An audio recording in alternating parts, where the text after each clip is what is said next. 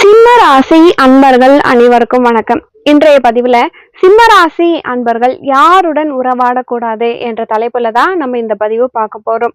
குறிப்பா சிம்ம ராசி அன்பர்களுக்கு இப்போ ஒரு அஷ்டம சனி உங்களுக்கு நடந்துகிட்டு இருக்கு. இந்த காலகட்டத்துல இந்த பதிவு உங்களுக்கு ரொம்பவே பயனுள்ளதா இருக்குங்க. முதன்முறையா நீங்க நம்ம சேனல்ல பாக்குறீங்க அப்படின்னா மறக்காம சப்ஸ்கிரைப் பண்ணி வச்சுக்கோங்க. இந்த மாதிரி காலகட்டத்துல பாத்தீங்கன்னா நம்மளை சுற்றி இருக்கவங்க அப்படி இல்லைன்னா நம்மளுடைய செயல்பாடுகளே கூட கொஞ்சம் நமக்கு பிரச்சனையை வர வைக்கும். நம்ம யாரை நம்புறோமோ அவங்க நமக்கு நிறைய நம்பிக்கை துரோகங்களை பண்ணிடுவாங்க. பொதுவாகவே சிம்மராசிக்கு சொல்லணும் அப்படின்னா, ஆவதும் பெண்ணாலதான் அழிவதும் பெண்ணாலதான் அப்படின்ற ஒரு பழமொழி இருக்குன்னா, அது யாருக்கு பொருந்துதோ இல்லையோ சிம்மராசி அன்பர்களுக்கு சிம்ம லக்னத்துல பிறந்தவங்களுக்கு நிறையவே பொருந்துங்க. அந்த வகையில பாத்தீங்க அப்படின்னா நம்ம நல்ல நேரத்துல எந்த ஒரு பிரச்சனையுமே வராது. எல்லாரையுமே நம்ம நம்பலாம். நம்பிக்கை துரோகங்கள் வரவே வராது. நம்பினவங்க நம்மள கெடுக்கவே மாட்டாங்க. அப்படியே கெடுத்தாலும் நம்ம அதுல மாட்ட மாட்டோம். பிரச்சனைக்குள்ளேயும் போக மாட்டோம். ஆனா நமக்கு ஒரு கெட்ட நேரம் அப்படின்னும் பொழுது நம்ம கவனமா இருக்கணும். அப்படி கவனமா இருக்கும் பொழுது நம்ம பெரிய அளவுக்கு பாதிக்கப்பட மாட்டோம். அதுக்காக தான் இப்போ நம்ம இந்த பதிவை பார்த்துக்கிட்டு இருக்கோம். சிம்மம் அப்படிங்கிறது காலபுருஷ தத்துவத்தின் 5ஆம் பாவகம். இந்த வீட்டின் அதிபதி சூரிய பகவான். பொதுவாகவே இங்க பூரம் நட்சத்திரம் 4 பாதங்கள், மகம் நட்சத்திரம் 4 பாதங்கள், உத்திரம் ஒரு பாதம் இருக்கும். இப்போ பூரம் நட்சத்திரத்துல இருக்கவங்களை பொறுத்த வரைக்கும் இந்த ஆண்டு கொஞ்சம் கடுமையா தான் இருக்கும். மகம் நட்சத்திரத்துல இருக்கிறவங்க கடந்த காலத்திலேயே நிறைய பட்டாச்சு, பல பிரச்சனைக்கு உள்ளாகிட்டு இருக்கீங்க. குறிப்பா வேலை விஷயத்துல மாற்றங்கள் சந்திச்சு வேலையில பிரச்சனைகள், ஒரு பக்கம் குடும்ப வாழ்க்கையிலயும் ஒரு பிரச்சனையா இருக்கக்கூடிய சூழ்நிலை, தனித்து இருக்கக்கூடிய சூழ்நிலை, பிரிந்து போய் தனியா வேலை பார்க்கக்கூடிய சூழ்நிலையெல்லாம் இருந்துட்டு இருக்கும். பூரம் நட்சத்திரத்துக்கு இந்த காலத்தை பொறுத்த வரைக்கும் எதிரிகள், எதிர்ப்புகள் தொல்லை, சில பிரச்சனைக்கு உள்ளாகக்கூடிய சூழ்நிலை, நம்பியவர்கள் மோசடி செய்யக்கூடிய சூழ்நிலையெல்லாம் இந்த காலகட்டத்துல இருக்கு. உத்திரம் நட்சத்திரக்காரங்களை பொறுத்த வரைக்கும் உங்களுக்கு இந்த காலகட்டத்துல ஒரு மன அழுத்தம், உடல் நலத்துல பாதிப்பு, அதே போல குடும்ப வாழ்க்கையில சில பிரச்சனைகள், தனித்து இருக்கக்கூடிய சூழ்நிலையும் இந்த காலகட்டத்துல இருக்கு. மொத்தத்துல இந்த காலகட்டத்துல இந்த பதிவை நீங்க முழுமையா கேளுங்க. கண்டிப்பா உங்களுக்கு பயனுள்ளதா இருக்குங்க. சிம்மராசியில பிறந்தவங்க ஒரு பிரைட்டான முகத்தோற்றம், ஒரு நல்ல தோற்ற பொலிவு இருக்கும். கொஞ்சம் ஒரு கம்பீரமாக இருக்கக்கூடியவங்களாகவே இருப்பாங்க. மற்றவங்களுக்கு உதவுவாங்க, தான தர்மம் செய்வாங்க. தான தர்மம் செய்யலைன்னா கூட அட்வைஸ் ஆவது பண்ணுவாங்க. மற்றவங்களுக்கு வாலண்டரியா போயாவது இதை செய்யுங்க அதை செய்யுங்கன்னு சொல்லி ஒரு கைட்லைன்ஸ் கொடுப்பாங்க சிம்மராசிக்காரங்க. அதே மாதிரி ஆளுமை பண்பு, தலைமை பண்பு, வேலை செய்யற இடத்துல குறிப்பா மேலதிகாரிகளை விட இவங்களுக்கு திறமை அதிகமா இருக்கும். அதுக்காக தான் நீங்க ரொம்பவே கவனமா இருக்கணும் அப்படின்னே சொல்றோம். இப்போ இந்த ஒரு வாக்கு சாதுரியம், வாக்கால் பிழைக்கக்கூடிய தொழில்லாம் நான் இந்த சிம்மராசி அன்பர்களுக்கு சிறப்பாகவே இருக்கும். ஆசிரியர் பணி, சேல்ஸ், வக்கீல், மார்க்கெட்டிங், கன்சல்டன்ட், வாக்கால் பிழைக்கக்கூடிய தொழிலாம் சிம்மராசிக்கு சிறப்பா இருக்கும். சாதுரியமான பேச்சு, ஒரு புத்திசாலித்தனமான பேச்சுலாம் இந்த சிம்மராசி அன்பர்கள் கிட்ட இருக்கும். ஆன்மீக விஷயத்திலும் ஈடுபாடு கொண்டவர்களாகவும் இருப்பார்கள் இந்த சிம்மராசி அன்பர்கள்.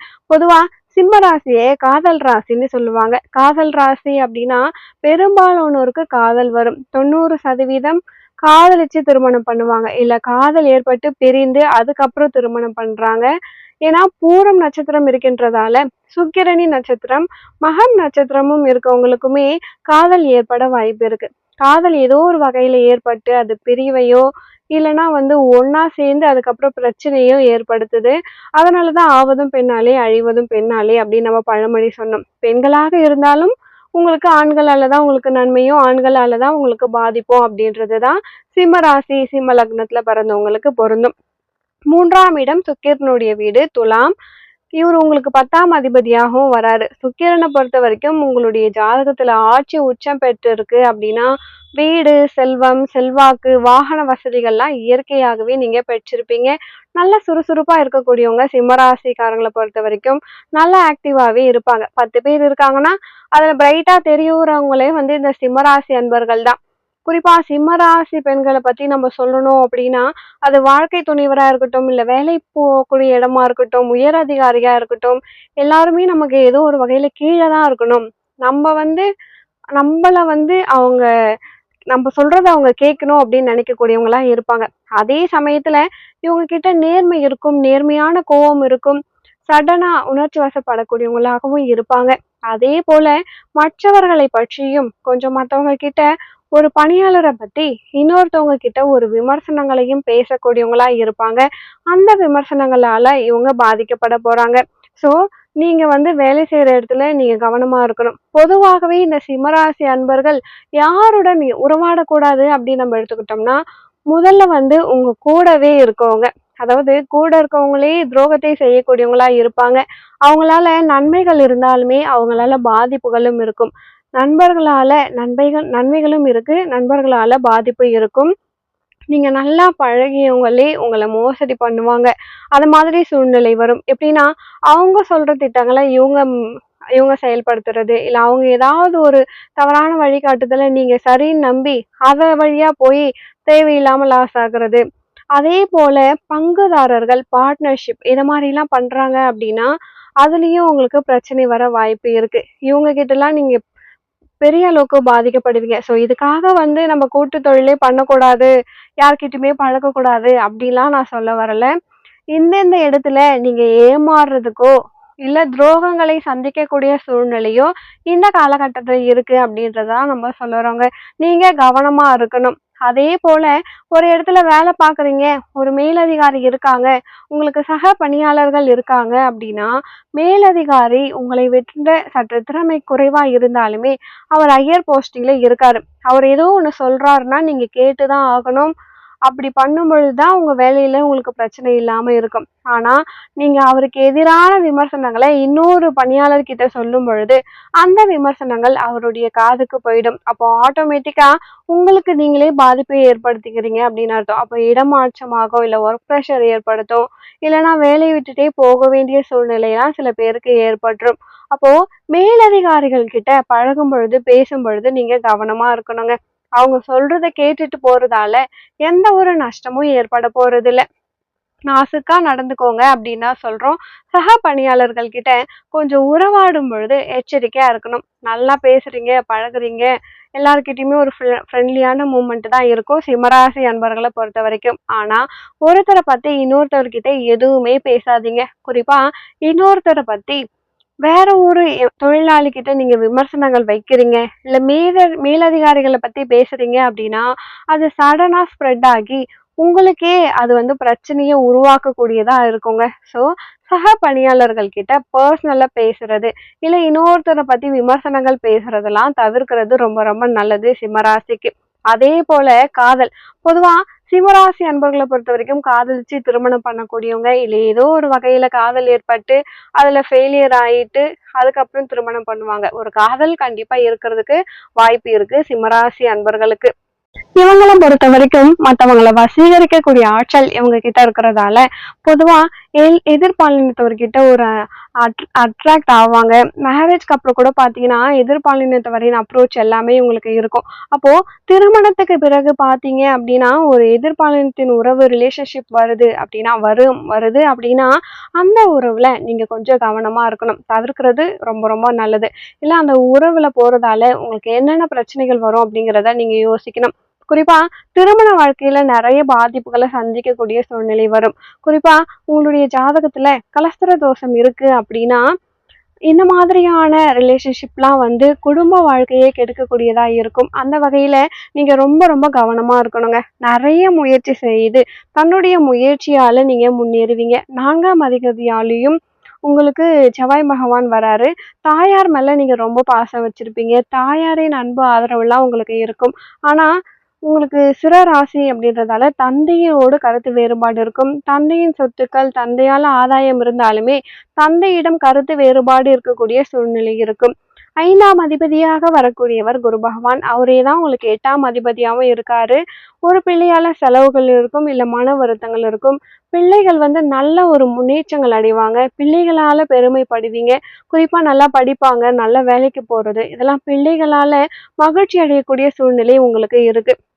குடும்ப வாழ்க்கை, திருமண வாழ்க்கையை பொறுத்த வரைக்கும் ஏதோ ஒரு வகையில பாத்தீங்கன்னா தனித்து இருக்கக்கூடிய சூழ்நிலை. அதாவது குடும்பத்தை விட்டு பிரிந்து போய் தனியா போயிட்டு வேலை பார்க்கறதுக்காக போய் இருக்கக்கூடிய சூழ்நிலையெல்லாம் ஏற்படும்.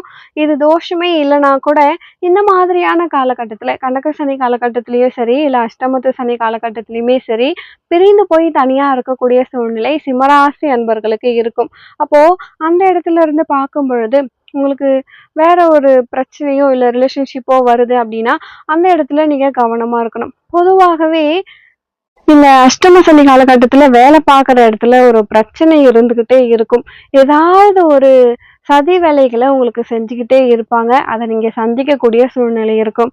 உங்களுக்கு வரக்கூடிய ப்ரமோஷன் உங்களை தாண்டி உங்க பின்னாடி இருக்கவங்களுக்கு போகக்கூடிய சூழ்நிலை வரும்.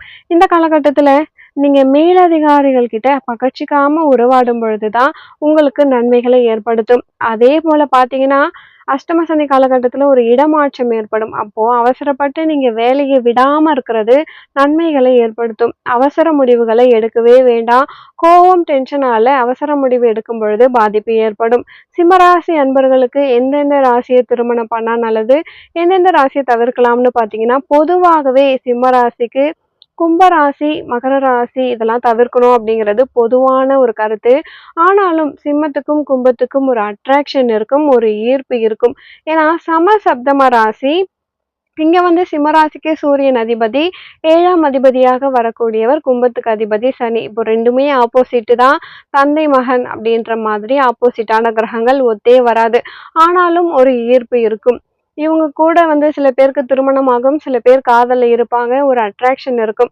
ஜாதகத்துல எந்த தோஷமும் இல்லை அப்படின்னா திருமணம் பண்ணலாம், சண்டை போட்டுக்கிட்டே சந்தோஷமா இருப்பாங்க. ஆனா தோஷங்கள் இருந்தா சண்டை போட்டு பிரிஞ்சிடுவாங்க. அப்போ கும்பராசி சிம்மராசி திருமணம் பண்ணா ஒரு தற்காலிக பிரிவாவது ஏற்படும். அதாவது இவங்களுக்கு தோஷமே இல்லைன்னா கூட. மகர ராசியை திருமணம் பண்ணலாம்னா மகரம் சஷ்டாங்கம் 6ஆம் பாகமா வருது. அதனால மகரத்தை தவிர்க்கிறது ரொம்ப ரொம்ப நல்லது. அதே போல சிம்மராசி அப்படிங்கிறது ஒரு நெருப்பு ராசி அப்படின்றதால இவங்களுக்கு தனுசு ராசி, மேஷ ராசி இதெல்லாம் நல்லாவே செட் ஆகும். இவங்களை பொறுத்த வரைக்கும் எதெல்லாம் தவிர்க்கலாம் அப்படின்னு பாத்தீங்கன்னா குறிப்பா நிலம் ராசியை தவிர்க்கிறது ரொம்ப ரொம்ப நல்லது. கன்னி ராசி, அதே போல ரிஷப ராசி, கன்னி, ரிஷபம், மகர ராசி இதெல்லாம் தவிர்க்கிறது சிம்மராசி அன்பர்களுக்கு ரொம்ப ரொம்ப நல்லது. மற்றபடி இவங்களுக்கு துலாம் பெஸ்டா இருக்கும். அதே போல பாத்தீங்க அப்படின்னா கும்பம் சமசப்தம ராசியா வருது. ஸோ அதனால சண்டை போட்டுக்கிட்டே இருப்பாங்க, ஆனா பிரியாம இருப்பாங்க.